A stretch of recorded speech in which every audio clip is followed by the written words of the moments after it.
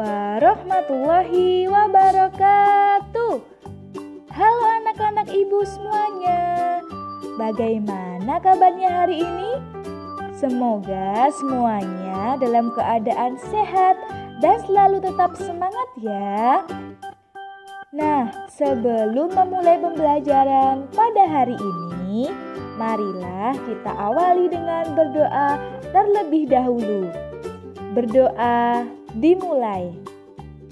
Berdoa tidak dibatasi. Sebelumnya, Ibu ingin bertanya terlebih dahulu dengan anak-anak Ibu semuanya. Kira-kira hari ini kita akan belajar tentang apa ya anak-anak Ibu? Benar, hari ini kita akan belajar mengenai penyajian data dalam diagram batang.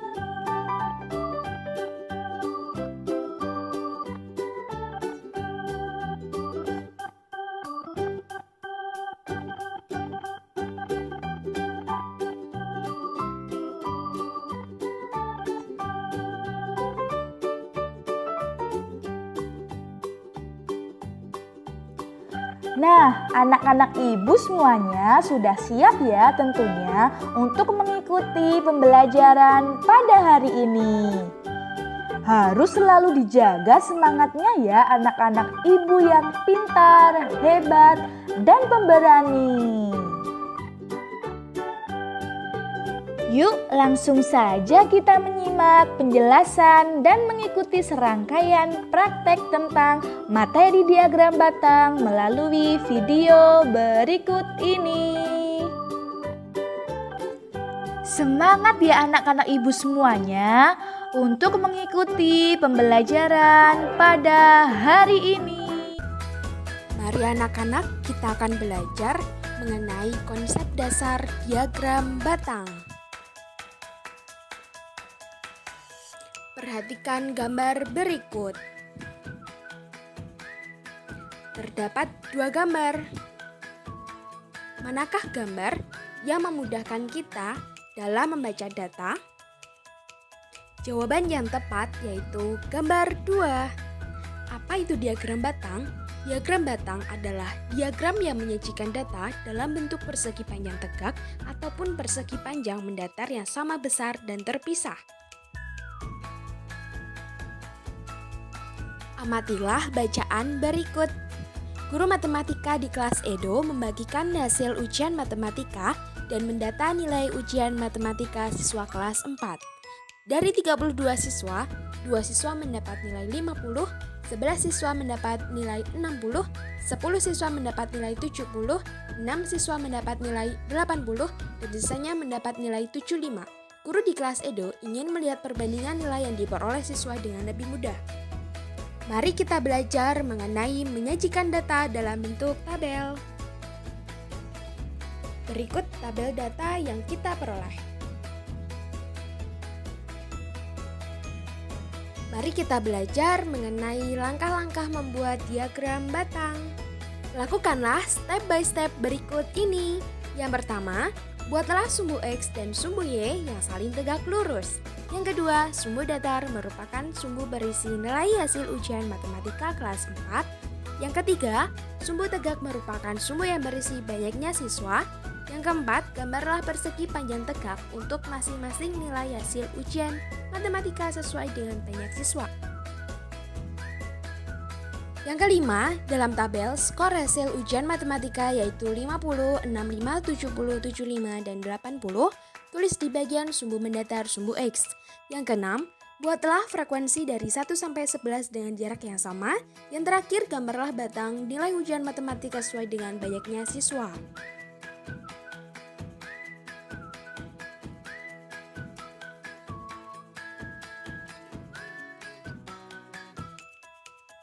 Mari kita belajar menafsir data.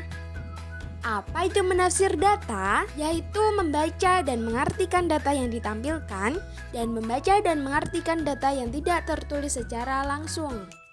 Mari berlatih menafsir data. Disajikan diagram batang, ditanyakan berapa jumlah siswa kelas 6 dan 5, jumlah siswa kelas 6 yaitu 35 dan jumlah siswa kelas 5 yaitu 10 siswa.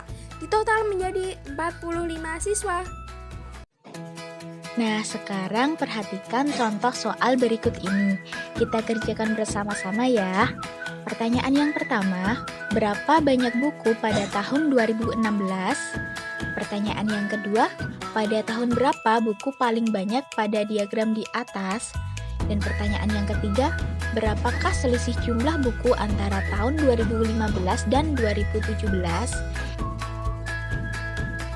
Nah, sekarang kita akan membahas bersama-sama diagram banyaknya buku di perpustakaan dari tahun ke tahun. Untuk pertanyaan yang pertama, berapa banyak buku pada tahun 2016? Nah, kita dapat melihat pada diagram dengan tulisan tahun 2016 di bawah salah satu batang.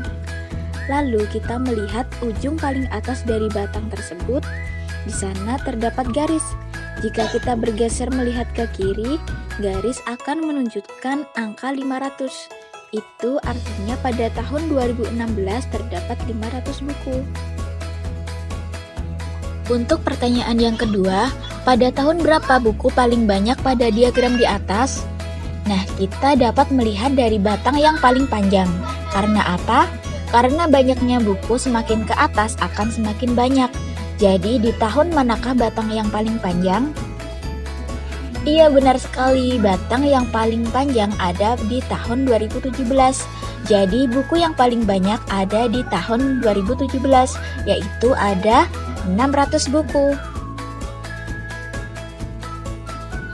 Untuk pertanyaan yang ketiga, berapakah selisih jumlah buku antara tahun 2015 dan 2017? Nah, kita dapat melihat pada batang 2015 menunjukkan 400 buku dan pada tahun 2017 menunjukkan 600 buku. Jadi, berapa selisihnya? Untuk mencari selisih, kita dapat mengurangkan batang dengan jumlah yang lebih banyak dengan jumlah yang lebih sedikit. Jumlah yang lebih banyak di sini adalah di tahun 2017, yaitu ada 600 buku. Dan yang lebih sedikit adalah di tahun 2015, yaitu 400 buku. Jadi, selisihnya adalah 600 dikurangi 400, yaitu 200 buku. Untuk menambah pemahaman adik-adik mengenai diagram batang, yuk kita bersama-sama mengerjakan kuis berikut ini. Kuis nomor 1. Coba adik-adik perhatikan gambar berikut ini ya. Lalu cermati pertanyaan mengenai gambar tersebut. Lanjut ke kuis nomor 2. Adik-adik, berikut ini akan disajikan data mengenai penjualan buku setiap bulannya. Berdasarkan data tersebut, jumlah penjualan buku pada bulan Februari yaitu sebesar. Yuk dicari jawabannya.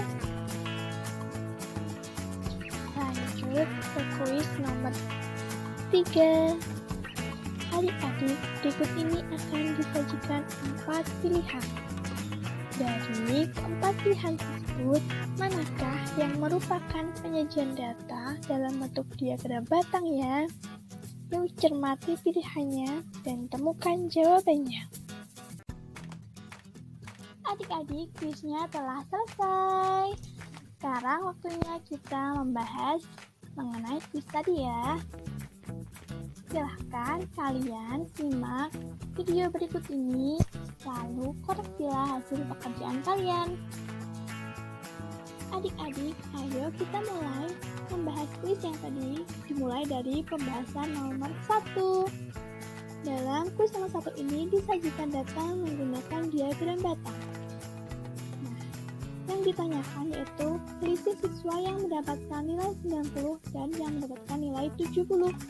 Nah, cara mencarinya yaitu mengurangi siswa yang mendapatkan nilai 90 dengan jumlah siswa yang mendapatkan nilai 70. Nah, Ibu sudah mendapatkan data dari diagram tersebut bahwa siswa yang mendapatkan nilai 90 sebanyak 8 orang, dan siswa yang mendapatkan nilai 70 ada 3 orang. Maka selisihnya yaitu 8 dikurangi 3, hasilnya 5 siswa. Maka diperoleh jawaban C, yaitu 5 siswa. Pembahasan kuis nomor 2.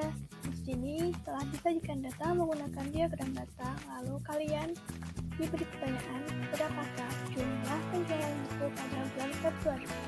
Kalian bisa cermati data pada diagram data dan didapatkan data bahwa penjualan pada bulan Februari yaitu sebanyak 15, yang mana yaitu B.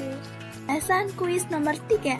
Nah, soalnya yaitu manakah yang merupakan penyajian data dalam diagram batang? Sebelumnya telah dipelajari mengenai diagram batang. Diagram batang adalah diagram yang menyajikan data dalam bentuk persegi panjang tegak ataupun persegi panjang mendatar yang sama-sama besar dan terpisah. Nah, dari pengertian ini kita dapat menyimpulkan bahwa yang termasuk dalam diagram batang yaitu D. Wah, seru sekali pembelajaran kali ini ya adik-adik. Dari pembelajaran kali ini, apa yang bisa kita dapatkan? Ada yang tahu tidak? Bu Guru ulas lagi ya pembelajaran pada hari ini.